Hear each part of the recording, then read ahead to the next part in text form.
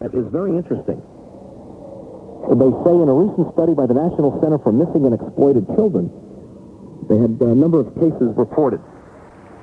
Nationally, 16,902 runaways, 11,141 family abductions, and 1,471 lost or otherwise missing children. Of all of those, 20,594 were found alive, 304 were located deceased. 10,063 are therefore still unaccounted for. Now here's what they say. Masons in California have developed a child ID system solution to aid law enforcement agencies in locating children. The solution uses a computer with a digital camera and the electronic fingerprint scanner to capture a photograph and the thumbprints of a child, which are then processed and printed on a laser jet printer. The information is kept by the parent. They say that no data is saved on the computer. The process takes 1 to 2 minutes. An 8x11 printout provides space for parents to put the biographical data regarding the missing child. So if the child is lost or abducted, the vital information is already there. And some people are concerned about the fact. In fact, the child ID system has been employed at several Palisades schools in California. Cavalry Christian, Palisades Elementary, Marquez Elementary. And the YMCA, as a matter of fact, there has used it as well. And Le Lycée Français, a French school, the high school, French high school, uses it also. So this is a child ID program, and the individual who faxed this to me was concerned about the fact that there is some privacy issue here. In fact, the part of the plan they don't mention, according to the faxer, is that a child is abducted but quickly retrieved unharmed thanks to the Mason's Child ID system, proving it works, and we should therefore all rush out and have our children tagged. But what are they being tagged for? That's the part we need to consider. He says scary. And actually, she says scary, and it's Doris, a concerned parent in Pacific Palisades, California, so that whole notion of Big Brother watching may be closer than we think in more ways than we thought. Also, apparently the thinning ozone layer over the Arctic... People in intelligence, I mean, you can't keep this thing bottled up. People say, how can they keep it a secret? Well, they really can't. There's a lot of people that know, but they can keep the distribution of the information down so that we don't hear about it, then we don't think it's happening. That's why it's so important. One of the steps that they're trying to do, Stephen Bassett, his group in Washington, is to offer a immunity from prosecution. The thing that's keeping so many of these people from coming forward and talking about it is the fear of violating their secrecy oaths, and those secrecy oaths are stringent. They say if you tell anything you learned while you were in the military or intelligence, we can throw your civil liberties in the trash can and put you in Leavenworth for the rest of your life. That's pretty stout. A lot of people take that seriously. I was going to have Stephen back on, but then this whole horrible business with the president broke, and right. I thought poor Stephen Bassett is going to go nowhere fast for a little while here until something changes and there's some other news stories that begin to break. Well, that's the whole thing, but I think that this is a story that's not going to go away. This UFO thing is just like everything else. It's picking up speed. It's gaining momentum. Things are really happening. And by the way, before I forget about it, and I'll have people that chew me out,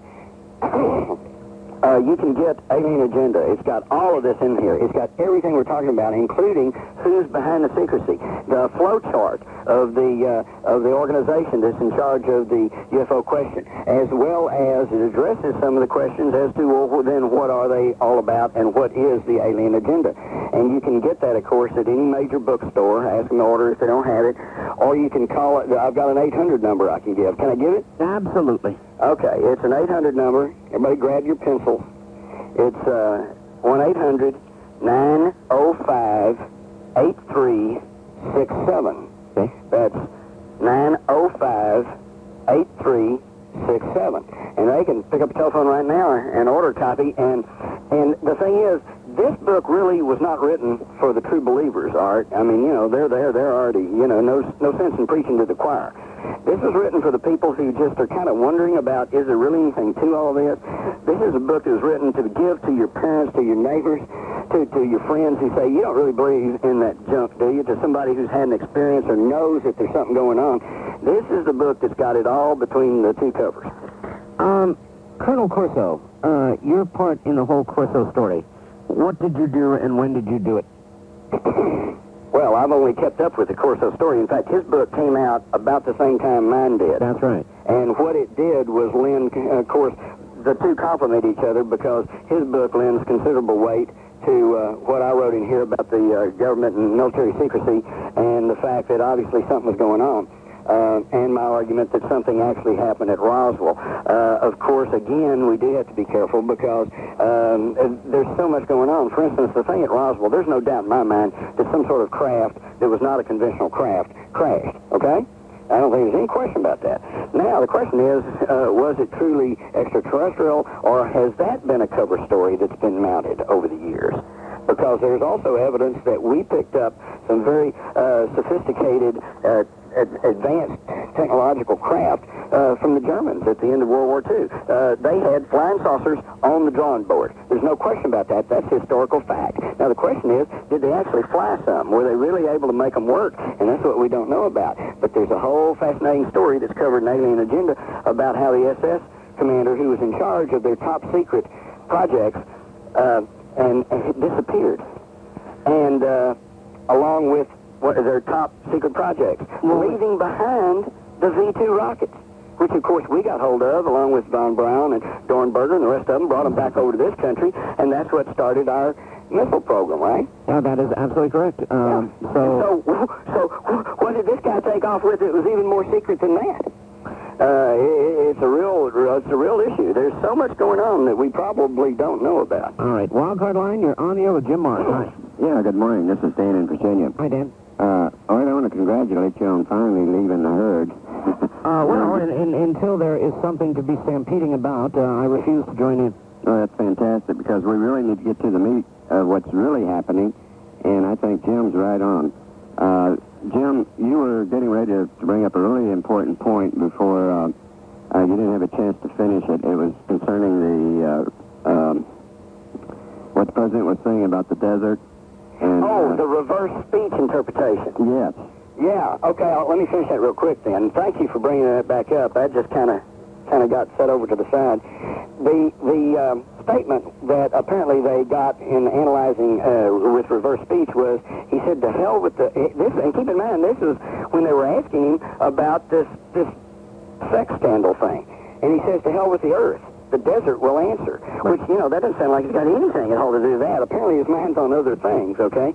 And as I pointed out first, to hell with the earth, there is the interpretation that what he means by that is that the way that people, including presidents, have been muzzled over the years about this issue is to tell them that if they speak out, it could cause widespread social disruption and perhaps launch an invasion against the earth and destroy the earth. Well, that's pretty serious stuff. A lot of people think twice before they bring that up. But I think that that's just about played out its last, because to me anyway, it's obvious that there's nobody out there with an immediate goal of conquering the earth. Because if that was what they wanted to do, and if they had technology to the point to where they could go interstellar travel or go through walls or some of the stuff that's been reported that UFOs can do, knock out, computers and all electromagnetic equipment, hey, they would have invaded us long before now, right? And the reference to the desert? Okay, so the thing is, to hell with the earth, to hell with this argument that I can't talk or it means destruction of the earth, the desert will answer. Where's Area 51? In the desert. It sure is. That's where the answers are. East of the Rockies, you're on the air with a man who has the answers, Jim Morris. Hello. Okay, this is John with Houston. Yes. Houston. Oh, All right. What bothers me about the part about them dealing with our government is that why would they be the kind of race or civilization, whatever, that would want to cut such a deal with our government to, say, play around with us or use us for experiments or whatever, any kind of negative thing. Right. If they were such an intelligent beings, it seems to me like they would come here for more nicer things than that. But I just hope that they don't think that we're like our government. The rest of the world is like them. Well, see, you just put your finger, I think, on what may be the real deal. Because when I'm talking about the government, we're not talking about the many hard-working postal employees or the Forest Service people or even those old IRS agents that are doing their job faithfully, and even despite all the flack they get. We're talking about those handful of military and intelligence chiefs who are up there at the top of the pyramid, and they alone know what's going on, and they alone make the decisions. Now, they are not you know, especially right now today, they're not very representative of the rest of us. And I think that's what's happened is, and this is all covered in my book, Alien Agenda, is that they are in touch with a faction of an alien race, okay, that I guess I would best describe as the Hawks, okay? So the Hawks are dealing with the Hawks, and they're cutting their deals based on their own imperatives on the things they want done. Our guys want technology, they want that power, and they want to do their manipulation, possibly for their own self-preservation and survival, which could be one of the strongest imperatives going. All right, Jim, hold tight. We'll be right back on the line. From Washington, D.C., here is Steve Bassett. Steve? This is poor Stephen, Art. How you doing? I'm just fine. Jim, I wanted to raise a couple things, but first, I want to take this opportunity to publicly thank you for flying out from Dallas area to Phoenix on your own nickel, using up some of those precious book royalties, to show the flag for Frances Emma Barwood in Phoenix on her press conference when she announced her candidacy. She's a delightful lady, isn't she? She's one of a kind, and Jim also attended some meetings afterwards, some think meetings we had to try to address some of the complicated issues that she's going to face. I know Jim's going to be supportive of her through the campaign. This is the kind of personal commitment that you really have to appreciate in this field. Jim, you raised several things earlier which I just had to talk to, and if the honorable gentleman from Texas will yield a few minutes to the honorable gentleman from Maryland, I'd like to address them if I could. Sure. First of all, I think what you may be getting into, Steve, would you agree with me that if President Clinton, regardless of his problems, if he was to come out and level with the American people, don't you think that he might be surprised at the breadth and depth of a constituency that he may find out here? That's an understatement, but I think I'm going to go one step further. I think I'm just going to let your listeners know that for the last 4 days, a very intense concerted effort has been underway to get information to the President's chief advisors. I know that I've seen internet messages, Stephen, that you were desperately trying to get numbers for the President's advisors. What do you want to tell them? I did receive help. Well, the message that we, and I say we, there's a number of people involved in this. I think you can probably guess who they are, too, but I don't want to speak for them. I want to be careful there, but I think I can say what I'm saying. Namely, that the message we are getting to the advisors is that there's a lot of agendas going on in this country that are very important, and ours is one of them. It's got a pretty long pedigree. It goes back about 50 years. I think the last 6 years are the most intense. And if this whole business results in somehow the removal of the president, it's a disaster for these agendas. This is not the way the country should be run. Now, so in that sense, we don't have any more axe to grind than anybody else. However, our agenda may have a special option for the president, namely this, that if he sees this moment in history and calls for the Congress to convene a hearing, not say what he thinks about UFOs or what he believes, doesn't believe, but simply calls for the Congress to give these government witnesses their day in Congress, their opportunity to speak, and an opportunity to speak without fear of retribution, that the level of worldwide support will be nothing short of phenomenal. And I can't understate that. Now, we have pulled every stop we can. We have tried everything we can. We've crawled in the basement windows. We've hidden the bushes. We've done everything we could do. And I can tell your listeners that this information, the facts and the material was gotten to the chief of staff of Mrs. Clinton, a woman by the name of Elaine Verveer. It has gotten to the presidential chief of staff, Erskine Bowles. It has gotten to Bruce Lindsay. It has gone through some presidential personal supporters that are no longer with the White House. Also, thoroughly gotten to the attention of James Carville, who unfortunately is in Honduras for the inauguration of the Honduras president, or maybe to find a job for Mrs. Lewinsky. But whatever. The point is that the people in the government, I think, have gotten this information. And what will happen next, we don't know. One of the reasons I'm lying here tonight, not asleep, is because I like the Art Bell Show, but it's also because I'm so nervous about what could happen tomorrow that I cannot sleep. But all right, in what respect, Stephen? What do you expect may happen tomorrow, and what windows have you been crawling through?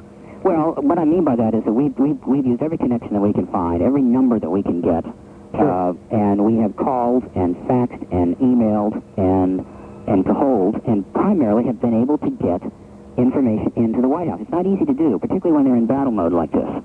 And so they know, in other words, members of the presidential top echelon know that there are people out there ready to come to Washington immediately to provide tangible, first-hand information and testimony so they could make a decision about whether President Clinton could launch this initiative at this State of the Union address.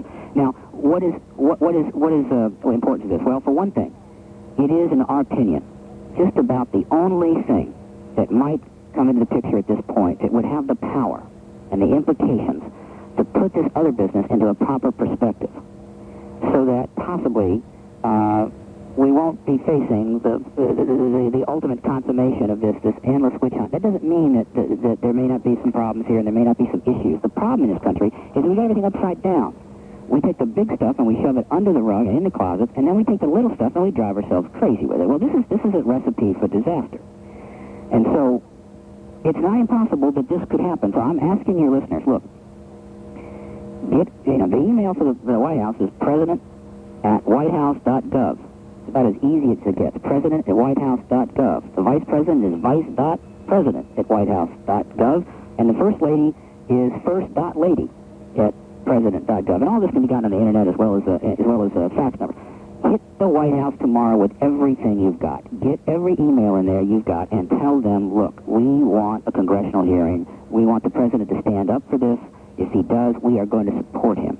Now, I can assure you that when the media sees the avalanche of support coming in from around the world, the emails, the faxes, the letters, after such an announcement is made, they will quickly turn their attention, which is not to diminish the legal issues that are here. I'm not trying to poo-poo it. I'm not trying to say that this is totally irrelevant, but I'm just trying to say that they will immediately shift their attention to that. Now, once these congressional hearings are underway, I can say without a lot of fear of being embarrassed that after about the 15th or 20th witness, there will not be any more talk about impeaching the president, because the American people are not going to sit by when they're hearing revelations of that implication and say, okay, let's get rid of the president.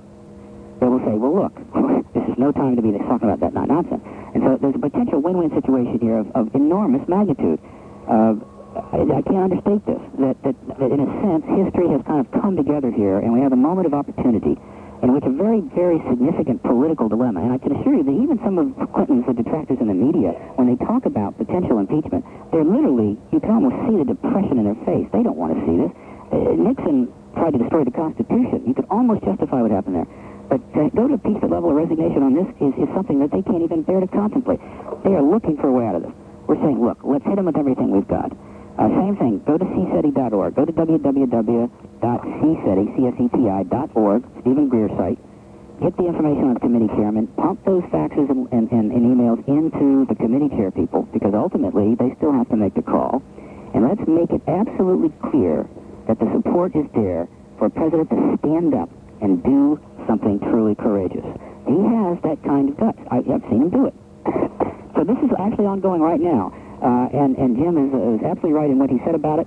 He's absolutely right that it will totally dramatically change the picture, and he's right about the level of support.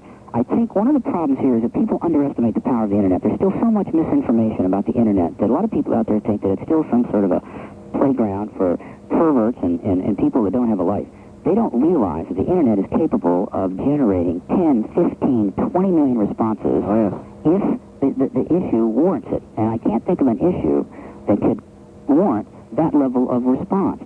So there is work being going on here. There are people ready to fly in and meet by phone, whatever, and I'll put out a call right now to anybody in the White House that's listening. Look, this is serious business. We do not want to see this president damaged. We do not want to see a change of government. This is not what we elected people to do. This is not why we spent $20 million in an election, or more than that, $200 million.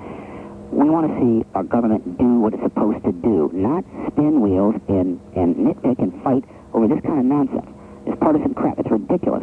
So we want to seize the opportunity to make something good out of something negative. Now, the last thing I want to say, and I'll let Jim get the show that he so richly deserves, and that is that as far as the ad was intended to go in before the State of the Union address. Right.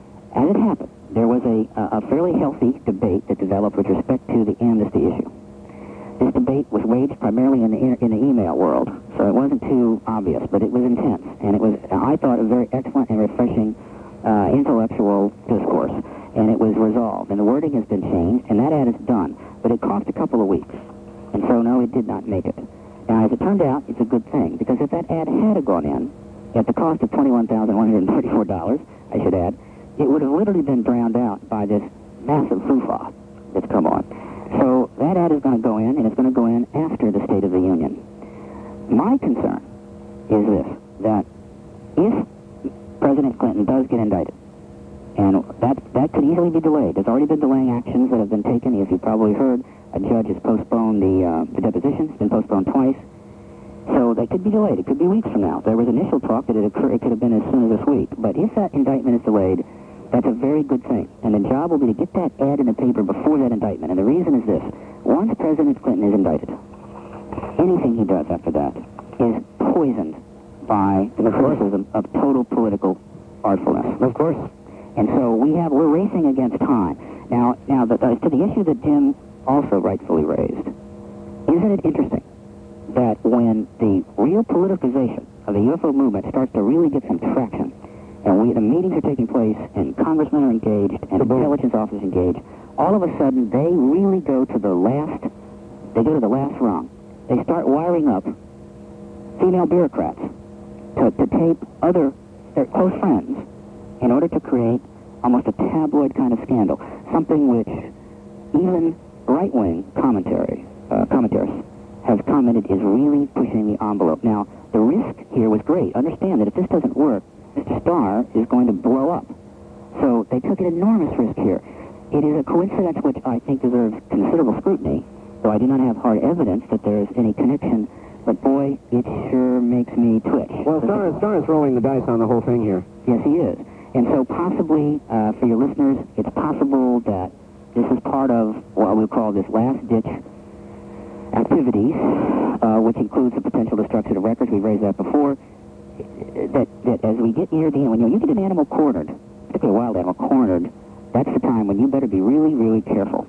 And so, yes, they're running out of room. I want to open back doors. I want to create ways for them to maneuver. Last thing I want to do, or Stephen Greer wants to do, or anybody wants to do, is put these people in a corner where they have nowhere to go. Don't want to do that. But the fact is that this is an extraordinary political crisis that came on out of nowhere.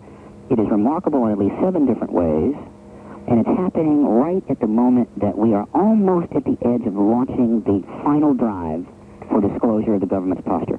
So I think we need to show resolve, we need to show understanding, we need to show commitment, we need to fax the Jesus out of Washington, so that the message is crystal clear. If they choose not to act on this, I don't want it to be because they misunderstood the tenor of the public's interest in this.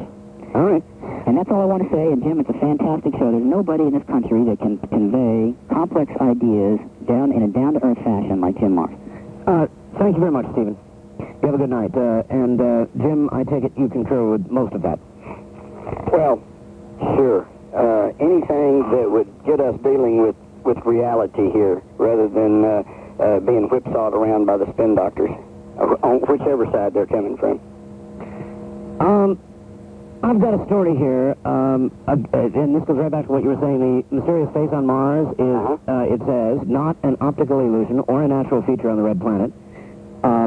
Dr. Tom Van Flanderen reached that conclusion after new studies of the Cydonia region, where strange-looking landforms have excited science fiction and life on other world buffs for decades now. The report presented at the 191st meeting of the American Astronomical Society attracted unusual attention because sharp new images of the face may soon be available. The National Aeronautics and Space Administration Global Surveyor spacecraft, now orbiting Mars, is scheduled to begin imaging in 1999. So they're saying it is not a natural thing. That's right. I mean, this is a remarkable, remarkable story that's being buried along with everything else underneath this terrible... That's right.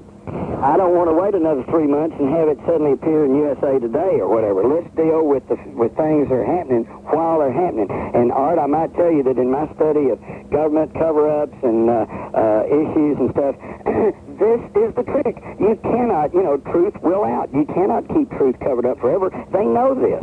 What they're trying to do is just stall it off long enough. It's just like the Kennedy assassination. Today, unlike 1968 or 63, today, every thinking person knows that there's some real crap going on in regard to the Kennedy assassination, all right? And yet, so much time has gone by, and everybody reached that decision after such a long period of time that it's hard to get any kind of groundswell of public reaction, you know?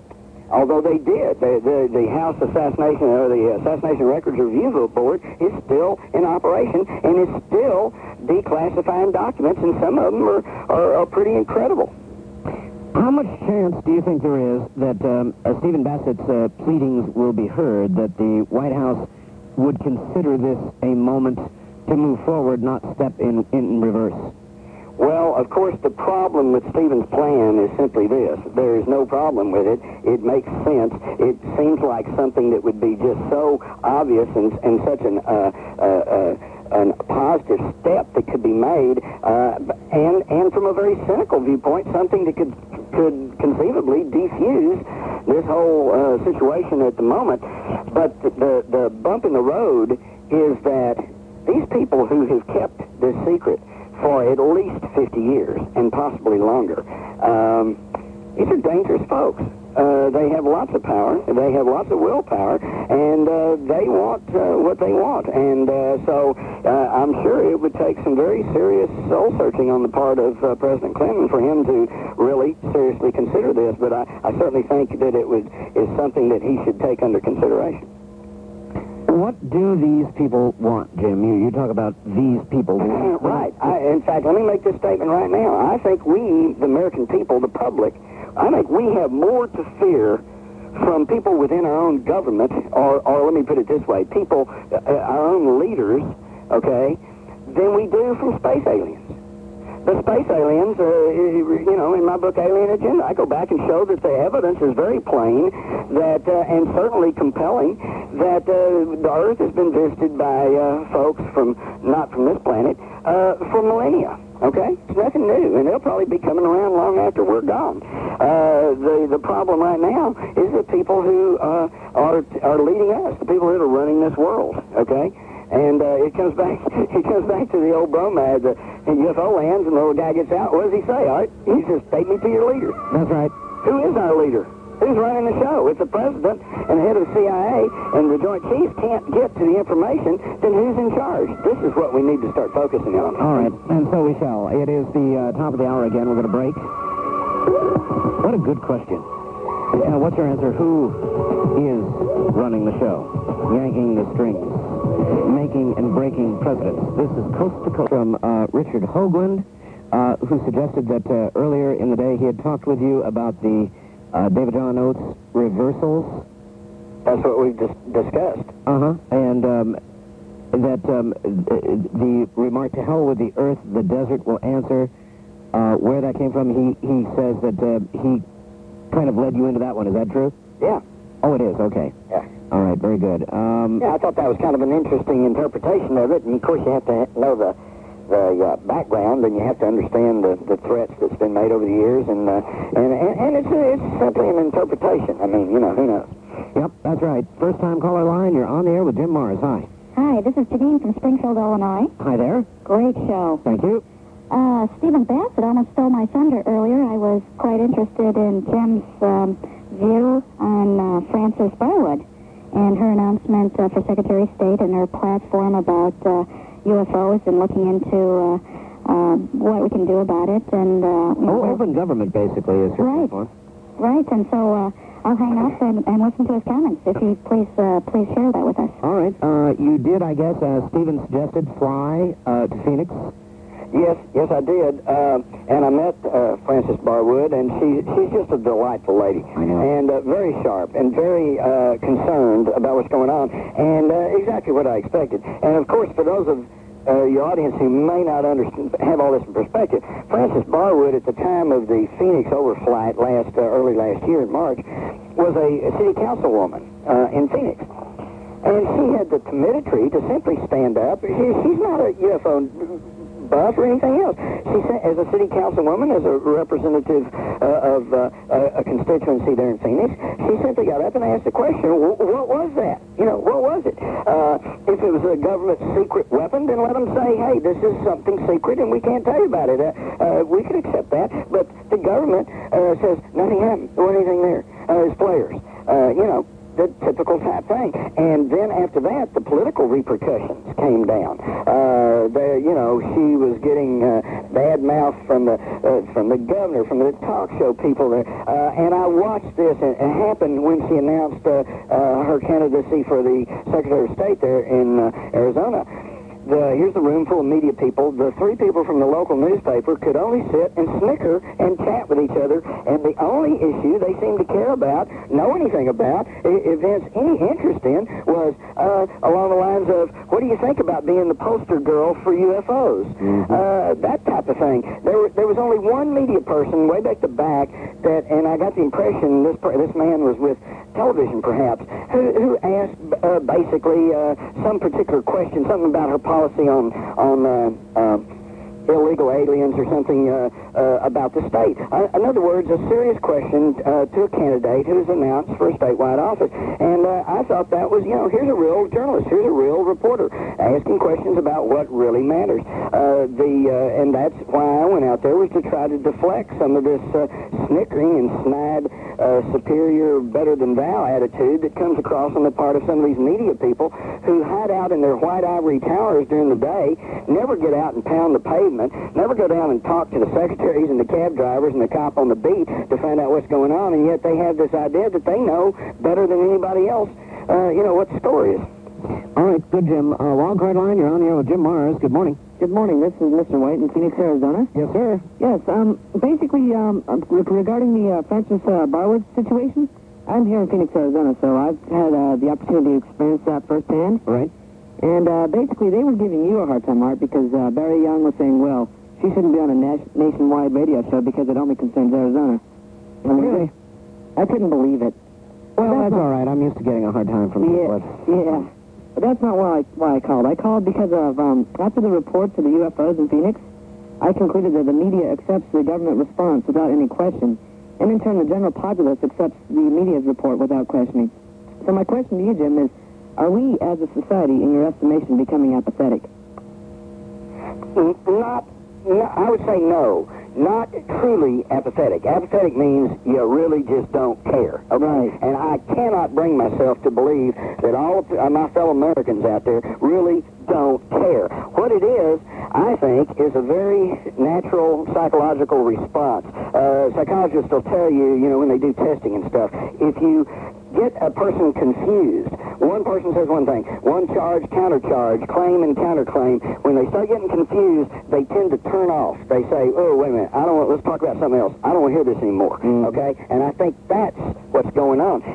But do you understand that that's different from truly not caring? Oh, I do, but it's just that I've talked to so many people, and the vast majority of them have no opinion at all. Well, there definitely is the dumbing down of this nation. And again, it comes back to the news media. The news media cannot tell us how to think, but it certainly tells us what to think about. I agree. All right, thank you very much. It certainly is doing that right now. Isn't that the truth? Thank you, Art, for injecting a little bit of rationality into this. And, let's step out of the stampede for a little bit and watch and see where it's going before we decide if we want to join or not. The only way to get perspective. East of the Rockies, you're on the air with Jim Mars. Good morning. Good morning, calling from Cincinnati. I think you brought up the point that the media is the problem, and the media is really owned by big businesses, owned by military industrial complex. Absolutely. You got General Electric, and you got Westinghouse that owns two of the major networks. And these are the largest producers of arms in the world, which, we don't really like to think about this, but in this country today, 1998, in a world supposedly at general peace, we are the largest arms dealers in the world. This country, our country. And do you think those people want to, do you think they're going to allow those networks to tell you that constantly? Well, that's it. If you read the book Unreliable Sources, it brings that up. But your book, Crossfire, along with others, I don't think disinformation, books like, for instance, Jim Garrison shows evidence of CIA military industrial complex involvement in the Kennedy assassination because he was going to get out of Vietnam, splinter the CIA, and make normal relations with Cuba. But I think some people compartmentalize that and don't see the relevance to the present CIA military-industrial complex warmongering over Iraq, for instance. Even though Clinton is a right-winger, he got as much military-industrial money as the Republicans,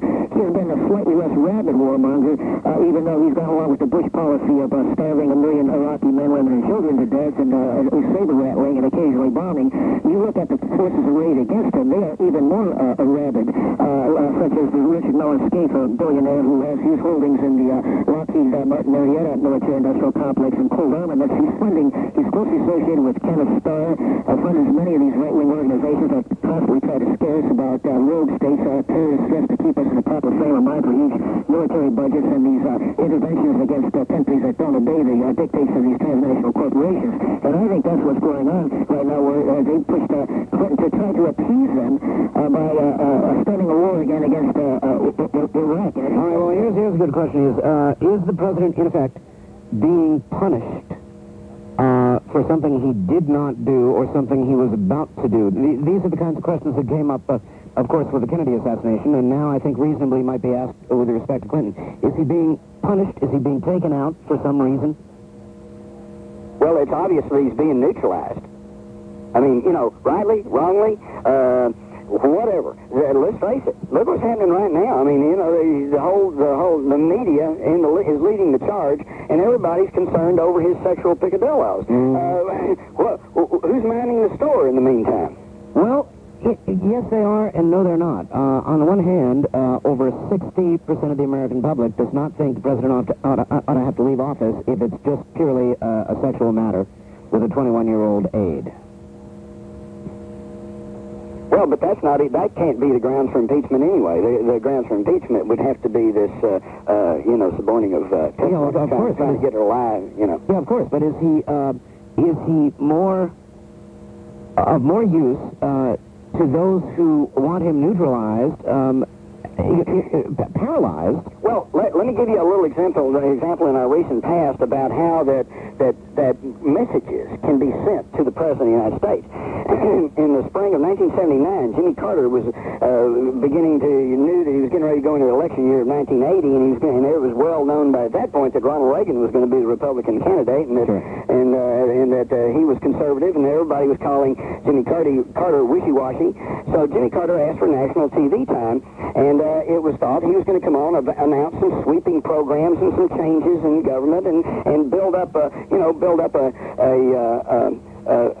track record there to go into the 80 elections. Well, before that can happen, he goes to Los Angeles, and they arrest two men out there, an Anglo and a Hispanic, and said, no, it's no big thing. They were just derelicts, bums off the street. But a week later, they carried a small story in my paper that said these two guys were being held in lieu of $500,000 bond and charged with attempted assassination of the President of the United States. Okay? Now, Carter canceled his nationwide TV talk, went into seclusion at Camp David, was reported as saying that he had lost control of the government, didn't do anything, and of course lost to the Reagan steamroller there in 1980. Now, here's the clincher. The two guys that they arrested were Raymond Lee Harvey and Oswaldo Ortiz. Lee Harvey and Oswaldo were going to assassinate Carter there in Los Angeles, and this story made an article, by the way, in Newsweek. It did hit, but it didn't really go anywhere. Nobody really caught it. But don't you think that's a message? How much coincidence is that? That's a message, all right. And that is one I missed, too, somehow. West of the Rockies, you're on the air with Jim Mars. Hi. Yeah, good evening, Art and Jim. The question that was lead up to it here. About 3 nights ago, either late night or early morning, I was watching Discovery Channel, and there was some oceanographic researchers, and they were sitting somewhere a few thousand miles from anything in the middle of the South Pacific. And what they were doing is they had an ocean crawler at approximately 10,000-foot depth, and they had a hydrophone on it. And they were trying to identify little animals and everything that runs around there, and they could identify everything but one thing, and they put the tone on the air.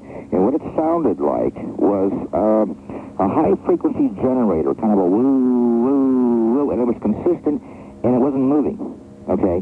And at first, I never thought about it too much, except it wasn't moving. And I would happen to think of the things I've read and so forth. They've seen the things that were unidentified that have dropped into, into the Bermuda Triangle, but also in the South Pacific. And I wondered what your take on that was. Unidentified. Yeah, I'm like you. The thing that intrigues me most is the fact that it was not moving. You know, because it's always possible that, like, some kind of deep-sea creature, even a whale or something, could be making a sound, something similar to that, but it would be in motion.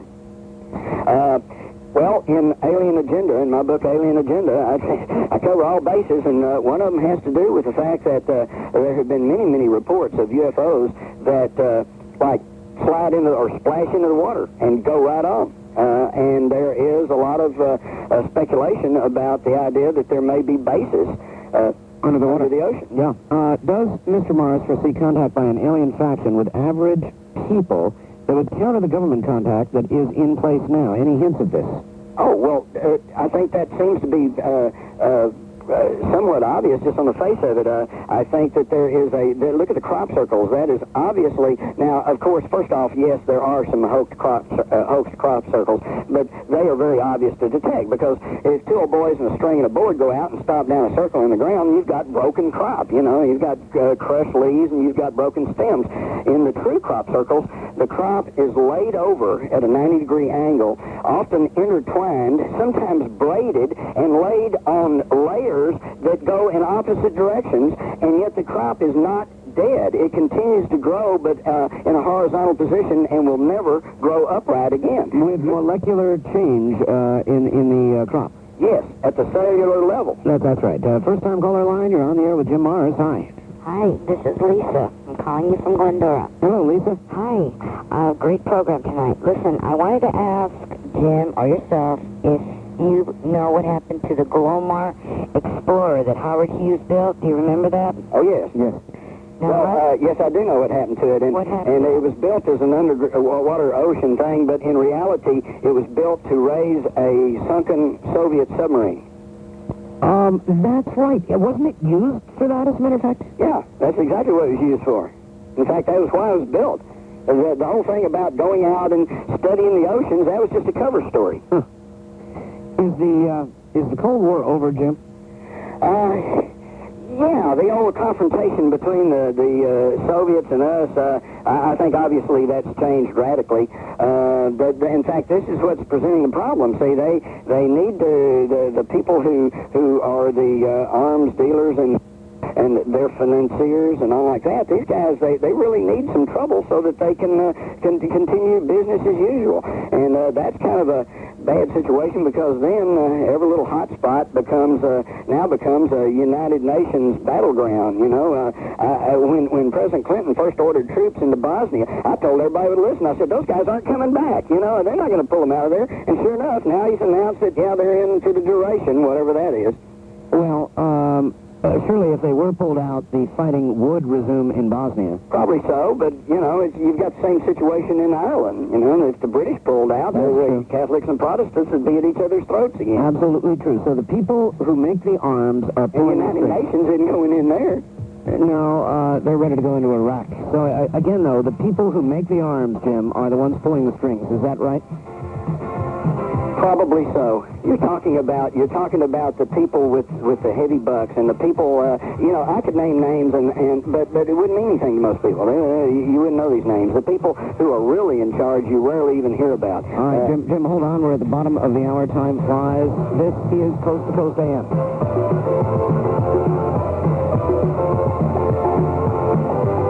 You studied President Kennedy quite extensively. What did President Kennedy, if anything, know about this whole alien UFO question? It's in my book, Alien Agenda. I got a little section called JFK, Maryland, and the UFOs. Maryland and the UFOs? Yep. I have in my possession a copy of what appears to be a CIA report, and it was done in the summer of 1962, and it was a telephone wiretap between the famous reporter Dorothy Kilgallen and a friend of hers in Hollywood. And the friend of hers was telling her that Marilyn Monroe was causing quite a stink and felt like she had been jilted by the Kennedys, and was threatening to hold a press conference and go public with some secrets. And the very first secret listed was the fact that she said Kennedy had told her he had been taken to a secret base and shown things from space. So he knew a lot. He knew a lot. I also quote in there a man by the name of Bill Holden, who was a steward aboard Air Force One, and he quotes Kennedy as saying in the summer of 1963, they were in Europe. You know, remember when he made his trip over there and made the famous Ben Berliner speech? Of course. And they said there was a UFO conference taking place in Bonn, Germany, and so there was something about it in the newspapers, and he said Kennedy was pretty approachable, and he said, Mr. President, he said, what do you think about UFOs? Something to that effect. And he said Kennedy got serious, thought a minute, and said, and this was his quote, and this is intriguing to me, and I'm sure it will be to you. He said, Kennedy said, I would like to tell the people about the alien situation, but my hands are tied. Let me tell you a little story about Jimmy Carter. I had a call from, just a regular listener, Jim, who said that he went to a book signing of Jimmy Carter's, and of course, Jimmy Carter, in his campaign, had said that he would reveal what he could find out about UFOs if he got into office. Right. Well, this fellow went up to Jimmy Carter, who was keeping his head down, you know the way you are at a book signing, just signing one after another, and managed to capture his eye attention, and asked Jimmy Carter, Mr. President, what can you tell us about UFOs now that you're actually out of office? And the President looked up with actually